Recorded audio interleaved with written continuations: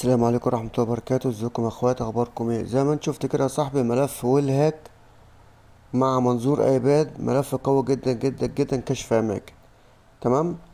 فان شاء الله عايز النهارده، يعني عايز الناس اللي على اليوتيوب تشد حيلها شويه، والناس اللي على الفيسبوك تكمل معايا شويه وتشد حيلها، لان احنا على الفيسبوك يا جدعان لسه ما كملتش 1000 متابع. انا مش فاهم ازاي ما كملناش 1000 متابع، لان ده عدد بسيط خالص، يعني مش عدد كبير.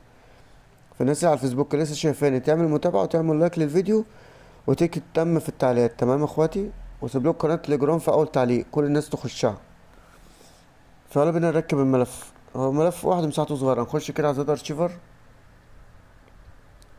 خش على الداونلود، هتلاقي ملف ولاك ومنظور ايباد ملفات مونو جيمنج، تضغط عليه ضغطه تعملوا استخراجه هنا.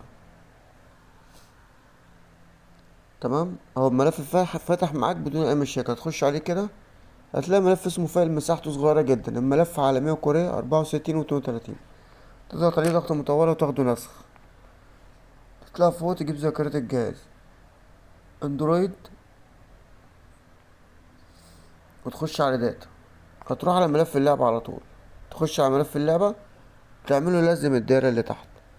بص، بدون اي مشاكل وسهل جدا، مفيهوش اي حاجة. تمام.